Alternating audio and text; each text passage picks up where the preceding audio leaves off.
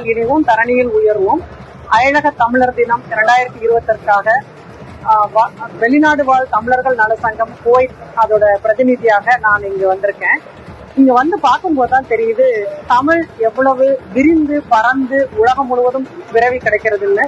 அவ்வளவு தமிழ் மக்கள் தமிழர்களுக்கு ஒண்ணுன்னா உலகம் பூரா இருக்க தமிழர்கள் எப்படி ஒன்று இணையணும் அப்படிங்கிறதுக்காக தமிழ்நாடு கவர்மெண்ட் எடுத்த ஒரு முயற்சி தான் இந்த தமிழால் இணைவோம் தரணியில் உயர்வோம்.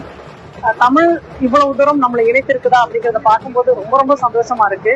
நிறைய தமிழ் உள்ளங்களை நான் இங்க சந்திச்சேன். இந்த அரசாங்கம் அதை எப்படி முன்னெடுத்துட்டு இருக்குங்கிறதுக்கான நிறைய நிகழ்வுகள் இங்க நடந்துட்டு இருக்கு. இன்னும் வெளிநாட்டுல இருக்கிற தமிழ் குழந்தைகள் எல்லாம் வந்து இங்க நிறைய பரிசுகள் வாங்கினாங்க. அதெல்லாம் ரொம்ப ஆச்சரியமாக இருந்தது. அது எப்படின்னு பார்த்தா நிறைய சங்கங்கள் குவைத்திலையும் சரி, எனக்கு தெரிஞ்சு நான் குவைத்துல கிட்டத்தட்ட 30 வருடமாக இருக்கிறேன். என் குழந்தைகளுக்கு கிடைக்காத நிறைய பாக்கியம் வந்து இப்ப இருக்கிற இந்த குழந்தைகளுக்கு கிடைச்சிருக்கு. அவங்க வந்து நிறைய திருக்குறள் போட்டி, மாறுவேட போட்டி, தமிழ் சார்ந்த போட்டிகள் இதுல எல்லாம் பங்கெடுத்து நிறைய பரிசுகளை வின் பண்ணியிருக்கிறாங்க. அமீன் பாதுஷா அவர்கள் தலைவர் வெளிநாடு வாழ் தமிழர் நல சங்கம் ஓமன், அவர்களை தொடர்ந்து